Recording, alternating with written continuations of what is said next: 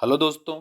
Last video में हमने जो एनसीईआरटी हमारी क्लास 9th की ज्योग्राफी की एनसीईआरटी है जो कि एक सोशल साइंस का पार्ट है, उसके बारे में हम पढ़ रहे थे। जिसमें कि हम हमारा चैप्टर थर्ड जो कि अफवाह तंत्र से रिलेटेड है उसके बारे में हम पढ़ रहे थे। जिसमें कि हमने नॉर्थ इंडिया की या फिर हमारा जो ऊपर मतलब कि हिमालयन से जो निकलने वाली जो रिवर्स हैं और जो अदर जो हमारे जो नॉर्थ इंडिया में स्थित जो माउंटेन्स उनसे निकलने वाली जो रिवर्स हैं उनके बारे में हम पढ़ चुके हैं। जिसमें कि हमने मेन इंपॉर्टेंट रिवर्स लाइक जैसे गंगा, ब्रह्मपुत्र और सिंधु के बारे में पढ़ा और साथ ही में उसकी जो ट्रिब्यूटरीज थी उसके बारे में भी हमने पढ़ा।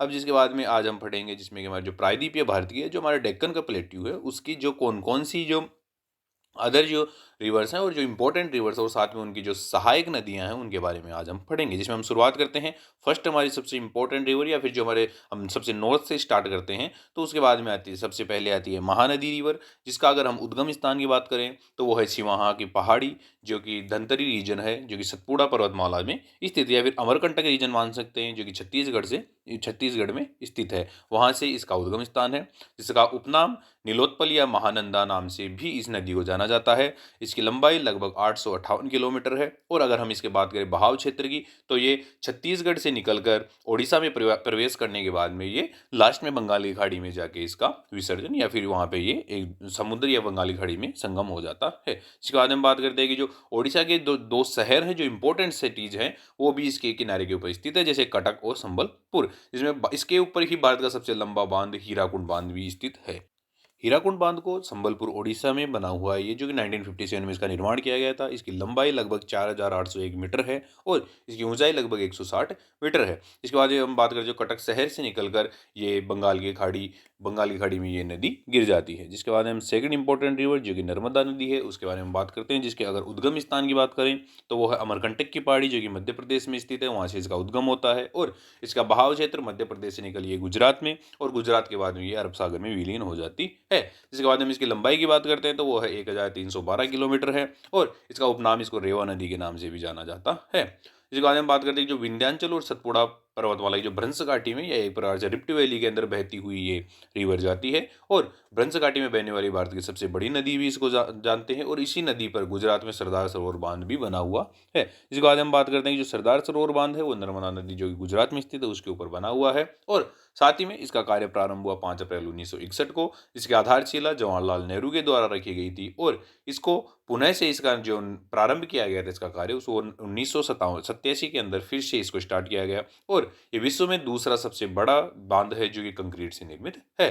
जिसके बाद हम बात करते हैं विश्व का सबसे प्रथम सबसे बड़ा कंक्रीट से बना हुआ बांध है वो है हुअर डैम, जो कि कोलोराडो नदी के ऊपर जो कि यूएसए में स्थित है। इसके बाद हम बात करें इस बांध से नर्मदा नहर जो कि 2008 में निकाली गई थी, जो राजस्थान और गुजरात में सिंचाई का प्रमुख स्रोत है। और साथ ही में ये एस्चुरी बनाती हुई खंबात की खाड़ी में गिरती है। जिसके बाद हम बात करते हैं थर्ड रिवर जो कि एक इंपॉर्टेंट रिवर है जिसको ताप्ती नदी के नाम से जाना जाता है। और इसके उद्गम स्थान की हम बात करें तो उद्गम स्थान इसका बैतूल की पहाड़ी, जो कि मुल्ताई जो कि मध्य प्रदेश में स्थित है, वहीं से इसका उद्गम स्थान है। और साथ में इसकी लंबाई की बात करते हैं वो 724 किलोमीटर। और इसका अगर बहाव क्षेत्र की बात करते हैं तो ये मध्य प्रदेश से निकलकर महाराष्ट्र में प्रवेश करती है। और महाराष्ट्र में प्रवेश करने के बाद में ये गुजरात में प्रवेश करती है। और गुजरात से ये डायरेक्ट अरब सागर में विलीन हो जाती है। इसके बाद हम बात करते हैं कि ये गुजरात में उकाई बांध इसके ऊपर बना हुआ है। और सूरत शहर भी ताप्ती नदी के किनारे पर ही बसा हुआ है। इसके बाद हम बात करें जो भ्रंश घाटी में बहने वाली है दूसरी सबसे बड़ी नदी है, जो कि सतपुड़ा और अजंता जो हिल्स हैं उनके भ्रंश घाटी के अंदर ये रिवर बहती है।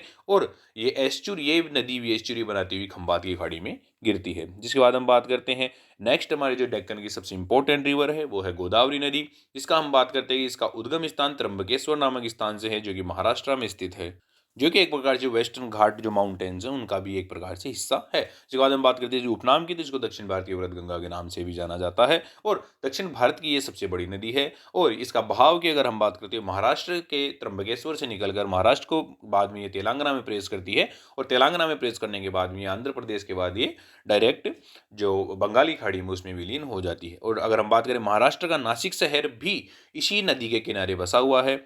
बंगाल की खाड़ी में गिरने से पूर्व एक डेल्टा बनाती है और इसमें प्राकृतिक गैस का उत्पादन भी वहां से किया जाता है। जिसके बाद हम बात करें इसकी सहायक नदियों की, तो जिसमें पैनगंगा, इंद्रावती, प्राणहिता, मंजरा, मूला, दुधना, पूर्णा और अदर ऐसी भी बहुत सी इसकी रिवर्स जो इसकी सहायक नदियां हैं। जिसके बाद हम बात करते हैं इसके डेल्टाई भाग में नौ संचालन होता है। और अगर हम बात करें नेक्स्ट रिवर है वो है कृष्णा नदी, जिसका उद्गम स्थान महाकालेश्वर जो कि महाराष्ट्र में स्थित है। और महाकालेश्वर जो माउंटेन है वो एक प्रकार से वहाँ से ये निकल के लगभग 1400 किलोमीटर की दूरी तय करने के बाद में ये अरब सागर में विलीन होती है। जिसकी अगर हम बहाव क्षेत्र की बात करें तो वो है महाराष्ट्र से कर्नाटका, कर्नाटका से तेलंगाना और तेलंगाना से आंध्र प्रदेश में प्रवेश करने के बाद में ये बंगाल खाड़ी में विलीन हो जाती है। जिसके बाद हम बात करें ये दक्षिण भारत की दूसरी सबसे लंबी नदी है और तेलंगाना और आंध्र प्रदेश की सीमा पर इसके ऊपर नागार्जुन सागर बांध भी बना हुआ है। जिसके बाद हम बात करते हैं कि आंध्र प्रदेश में ये डेल्टा का निर्माण करती है और बंगाल की खाड़ी में गिरती है। इसके बाद ये इसकी बाईं ओर से मिलने वाली इसकी ये नदियां हैं यरला, भीमा, मूसी, मुन्नेरू, तथा अगर हम बात करें इसकी दाईं ओर से मिलने वाली नदी है जैसे कोयना, वरना, पेंचगंगा, दुग्धगंगा, घटप्रभा, मलप्रभा, तुंगभद्रा, और ये ऐसी जो इंपॉर्टेंट रिवर्स हैं वो इससे के दाईं तरफ से मिलती है। जिसके बाद हम बात करते हैं कि जो इसकी बाईं ओर से मिलने वाली नदी है, जैसे कि अगर हम बात करें इसके डिटेल में, अगर हम इसकी जो बाईं ओर से नदी मिलने वाली है उनकी अगर हम डिटेल में बात करते हैं, उसकी सबसे पहली हम रिवर की बात करते हैं यरला, उसका उद्गम स्थान सतारा जो कि महाराष्ट्र में स्थित है। और इसका अगर हम संगम स्थल की बात करें, संगम कहाँ पे, कृष्णा नदी, ये कृष्णा नदी जो कि महाराष्ट्र में स्थित है वहाँ पे इसका संगम होता है। जिसके बाद हम बात करते हैं भीमा, ये भीमा शंकर श्रेणी जो कि महाराष्ट्र में स्थित है वहीं से इसका उद्गम होता है। और ये इसका उपनाम चंद्रभागा नदी भी है। और महाराष्ट्र कर्नाटका के बाद ये तेलंगाना में कृष्णा नदी में ये मिलती है। तथा अगर हम बात करें जो भीमा नदी है उसकी भी कुछ इंपॉर्टेंट जो सहायक नदियां हैं जिनमें की है कि जो है नीरा, मान और सीना जैसी जो ऐसी जो 3 रिवर्स है जो इसकी इंपॉर्टेंट ट्रिब्यूटरीज है। और अगर हम बात करें कि एक पंढरपुर नाम का एक महाराष्ट्र का शहर है जो कि सीना नदी के तट पर बसा हुआ है। जिसके बाद हम बात करते हैं थर्ड इंपॉर्टेंट रिवर जो कि मूसी रिवर है। और अगर हम बात करें तो इसकी शुरुआत उसका उद्गम अंतगिरी पहाड़ी जो कि तेलंगाना में स्थित है वहाँ से इसका उद्गम होता है। और तेलंगाना में ही ये कृष्णा नदी में मिलती है। और साथ में अगर हम बात करें जो हैदराबाद सिटी है जो कि एक प्रकार से तेलंगाना का इंपॉर्टेंट या तेलंगाना की कैपिटल भी है, तो वो सिटी मूसी नदी के किनारे ही स्थित है। इसके बाद हम बात करते हैं कि इसके दाईं ओर से मिलने वाली नदियों में से जैसे वर्णा नदी, तो वर्णा नदी एक प्रकार से पश्चिम घाट जो महाराष्ट्र से ही निकलती है और महाराष्ट्र में ही कृष्णा नदी में ये मिल जाती है। और अगर हम बात करें कोयना रिवर की, कोयना रिवर भी महाराष्ट्र से निकल के महाराष्ट्र में इसमें विलीन हो जाती है। इसके बाद हम बात करें पंचगंगा नदी की, इसका अगर हम बात करें उद्गम स्थान तो वो है प्रयाग संगम जो कि महाराष्ट्र में स्थित है और महाराष्ट्र में ही यह कृष्णा नदी में विलीन हो जाती है। इसके बाद हम बात करते हैं दुग्ध गंगा की, जो कि इसका उद्गम स्थान पश्चिमी घाट महाराष्ट्र में है और महाराष्ट्र से निकलकर कर्नाटका में ये कृष्णा नदी में मिलती है। जिसके बाद हम बात करते हैं कि जो हमारे जो नेक्स्ट जो इसमें मिलने वाली इंपॉर्टेंट रिवर है वो है घटप्रभा नदी जो कि जिसका उद्गम स्थान पश्चिमी घाट जो महाराष्ट्र में है वहाँ से होता है और महाराष्ट्र से निकलकर कर्नाटका में प्रवेश कर ये कृष्णा नदी में मिलती है। और साथ ही में हम इसकी नेक्स्ट रिवर की बात करते हैं वो है मलप्रभा नदी, जिसका उद्गम स्थान पश्चिमी घाट कर्नाटका में स्थित है और कर्नाटका में ये कृष्णा नदी में मिल जाती है। कर्नाटका से निकलकर कर्नाटका में ही ये कृष्णा नदी में मिल जाती है। नेक्स्ट हम इंपॉर्टेंट रिवर की बात करती है वो जो इसमें मिलती है वो है तुंगभद्रा नदी जो कि पश्चिम घाट कर्नाटका से निकलकर जिसका प्रवाह क्षेत्र कर्नाटका फिर तेलंगाना और आंध्र प्रदेश में कृष्णा नदी में मिलती है। और इसके बाद हम बात करते हैं जो हमारी नेक्स्ट जो प्रायद्वीपीय पठार की इंपॉर्टेंट रिवर है वो है कावेरी नदी, जिसका उद्गम स्थान हम ब्रह्मद्वीपीय पहाड़ियों जिनमें कि कुर्ग जिला जो कर्नाटका में है वहाँ से इसका उद्गम स्थान है, या फिर जो ब्रह्मगिरी माउंटेन है वहाँ से इसका उद्गम स्थान है।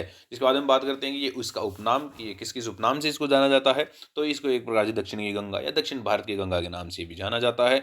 इसकी लंबाई लगभग 805 किलोमीटर है। इसका बहाव क्षेत्र ये कर्नाटका से निकलकर तमिलनाडु के बाद ये तमिलनाडु के तट पर ही ये बंगाल की खाड़ी में विलीन हो जाती है। इसके बाद हम बात करते हैं मेट्टर बांध जो कि तमिलनाडु में है, जो कर्नाटक और तमिलनाडु में विवादित कृष्णा सागर बांध कर्नाटक से बना हुआ है। यह नदी कर्नाटका में स्थित श्रीरंगपट्टनम द्वीप का भी निर्माण करती है जिस पर मैसूर का किला बना हुआ है, तथा श्रीरंगपट्टनम एक प्रकार से टीपू सुल्तान थे उनकी एक प्रकार से कैपिटल भी थी। जिसके बारे में बात करते हैं कि यह दक्षिण पश्चिमी और उत्तर पूर्वी मानसून से वर्षा प्राप्त करती है और शिव समुद्रम जलप्रपात जो कि कर्नाटका में स्थित है इसकी ऊंचाई लगभग 98 मीटर है और अगर हम बात करें शिव समुद्रम जलप्रपात, जो कि एशिया का प्रथम 1902 में बना हुआ हाइड्रो इलेक्ट्रिक पावर स्टेशन भी यहीं पे स्थित है। इसके बाद में बात है भारत का सबसे ऊंचा जलप्रपात, जिसको कुंचिकल जलप्रपात कहते हैं, वो भी इसी नदी पर स्थित है। और बाईं ओर से सहायक नदी है इसकी हेमावती, सिमसा, अर्कावती और तुरुनानानी मुट्टई। जिसके बाद में बात करते हैं दाईं ओर से इसकी सहायक नदी है, जिसमें है कि लक्ष्मण तीर्थ नदी या फिर तीर्थ नदी, काबानी नदी, स्वर्णावती नदी, भवानी नदी, अमरावती नदी और नोयल नदी, सनमुक्ता नदी। तो ये इसकी काफ़ी ज़्यादा इंपॉर्टेंट दाएं तरफ से मिलने वाली ये राइट बैंक ट्रिब्यूटरीज भी हैं। जिसके बाद में हम बात करते हैं कि इनकी जो सहायक नदियां हैं वो उसकी किस प्रकार की डिटेल्स हैं, तो उसके बारे में हम बात करते हैं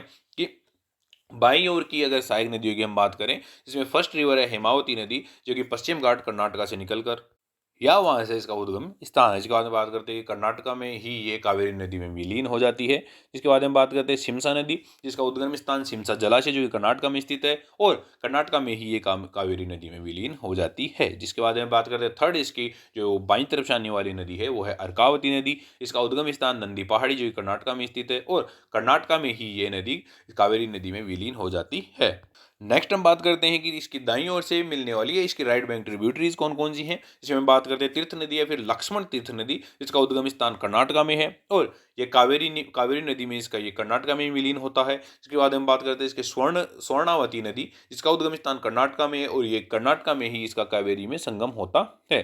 जिसके बाद हम बात करते हैं कब्बानी नदी, इसका उद्गम स्थान मनमरम केरल में स्थित है, और इसका प्रवाह क्षेत्र की बात करते हैं तो वो केरल से निकलकर कर्नाटका में कावेरी नदी में इसका संगम होता है। जिसके बाद हम बात करते हैं भवानी नदी, जिसका उद्गम स्थान साइलेंट वैली जो कि केरला में स्थित है, वहां से इसका उद्गम स्थान है, और साथ ही में भवानी सागर जलाशय भी इसी नदी के किनारे या फिर इसी नदी में स्थित है। जिसके बाद हम बात करते हैं इसके प्रवाह क्षेत्र की, इसके बहाव क्षेत्र की, क्योंकि केरल से निकलकर तमिलनाडु में कावेरी में संगम इसके साथ कावेरी के साथ संगम होता है।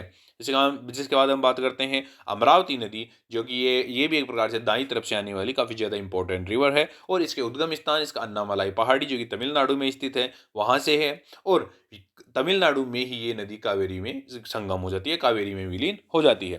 तो जिसके बाद हम बात करते हैं अदर जो रिवर्स हैं, जैसे इंपॉर्टेंट रिवर्स हैं, जिसमें कि जैसे नेक्स्ट रिवर है पेरियार नदी, जो जिसका उद्गम स्थान शिवगिरी की पहाड़ी जो कि सुंदरवाला केरल में स्थित है, और इसकी लंबाई लगभग 244 किलोमीटर है, और केरल राज्य की यह सबसे लंबी नदी है। इडुक्की डैम या फिर इडुक्की बांध भी केरल में बना हुआ है, जिसके ऊपर हम बात करें तो तमिलनाडु और केरला के बीच में काफ़ी ज़्यादा विवाद चलता रहता है, क्योंकि ये बांध अंग्रेजों के द्वारा बनाया गया था, और साथ ही में जब ये बांध बनाया गया था तो ये बांध, अगर हम इस बांध की बात करें तो ये केरल में स्थित है, लेकिन इसके ऊपर अगर हम बात करते हैं एडमिनिस्ट्रेटिव जो कंट्रोल है या फिर जो प्रशासनिक जो इसके ऊपर कंट्रोल है वो तमिलनाडु स्टेट का है। तो इस वजह से इसका जो पानी है वो तमिलनाडु के यूज में आता है, लेकिन ये इडुक्की डैम है वो केरला में बना हुआ है। इस वजह से, और काफ़ी ज़्यादा पुराना होने की वजह से भी, जब इस बारिश का समय होता है तब इसमें पानी की आवक बहुत ज़्यादा हो जाती है, और इसका जब एक निश्चित एक लिमिट से ऊपर पानी भर जाता है तो इस वजह से जो केरला के लोग हैं वो काफ़ी ज़्यादा परेशान हो जाते हैं। इस वजह से जो केरला है और उसके तमिलनाडु के बीच में काफ़ी ज़्यादा इस डैम को लेके काफ़ी ज़्यादा विवाद रहता है। जिसके बाद हम बात करते हैं पेरियार राष्ट्रीय उद्यान, जो भी पेरियार राष्ट्रीय उद्यान से भी यह नदी बहती है, और जो हाथियों के लिए एक प्रकार से संरक्षित स्थान है। इसके बाद हम जिसके कारण ही इस नदी को हाथियों की नदी भी कहा जाता है। पेरियार बांध है वो एक प्रकार से जल विद्युत परियोजना संचालित होती है उसके ऊपर, और यह केरल की सबसे बड़ी परियोजना है, और भारत की भी एक प्रमुख परियोजनाओं में से ये आती है। और अंत में अगर हम यह बात करें तो यह वेम्बनाड झील है, जो कि केरला में ही स्थित है। वेम्बनाड झील उसी झील के अंदर ये गिर जाती है।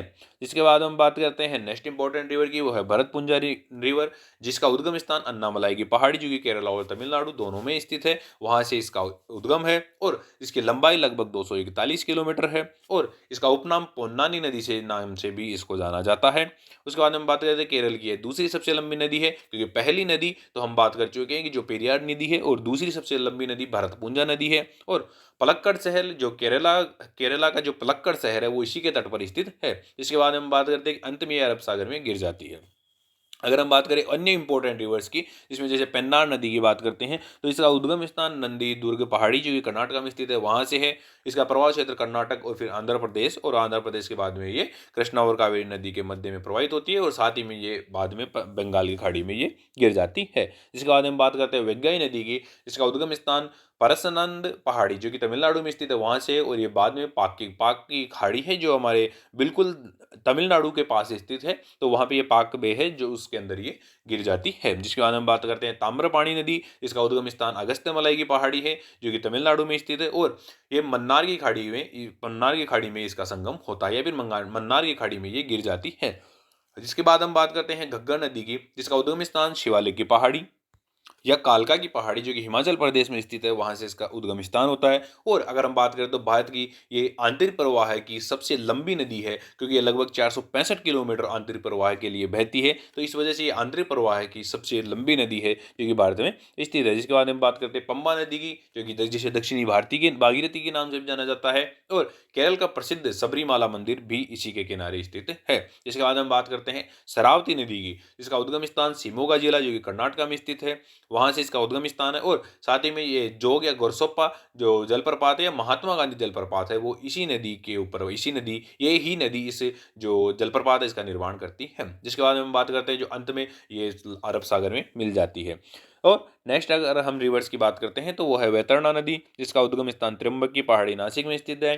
कालिंदी नदी, उसका अगर हम बात करें इसका उद्गम स्थान जो बेलगांव जिले कर्नाटक से निकल कर करवाड़ी खाड़ी में गिर जाती है। और अगर हम बात करें नेक्स्ट गोवा की प्रमुख नदी है, जिनमें है मांडवी नदी, जुआरी नदी। मांडवी नदी को गोवा की जीवन रेखा के रूप से में भी जाना जाता है। तो इस प्रकार हमने आज पढ़ा हमारी जो प्रायद्वीपीय जो पठार हैं जो उसकी कौन कौन सी इंपॉर्टेंट रिवर्स थी, और नेक्स्ट अगर कौन सी इंपॉर्टेंट रिवर हैं जिनको हम किसी भी प्रकार से किसी भी सेक्शन में इंक्लूड नहीं करते हैं, तो उनके रिवर्स के बारे में भी हमने पढ़ा। तो अगर इसके बारे में हम लगभग इन 3 वीडियो में हम पढ़ चुके हैं कि कौन कौन सी हमारी जो नॉर्थ इंडिया की और जो हमारे जो प्रायद्वीपीय पठार है उसकी कौन कौन सी जो इंपॉर्टेंट रिवर्स है उसके बारे में हम पढ़ चुके हैं। इसके बाद हम नेक्स्ट पढ़ेंगे कि भारत की जलवायु किस प्रकार की है, और किस प्रकार के परिवर्तन के साथ साथ हमारे जो यहाँ पे बारिश होती है, या फिर हमारे गर्मियों का मौसम किस प्रकार चलता है, हमारे सर्दी का मौसम किस प्रकार चलता है, तो उसके बारे में हम हमारे नेक्स्ट वीडियो में पढ़ेंगे। Thank you.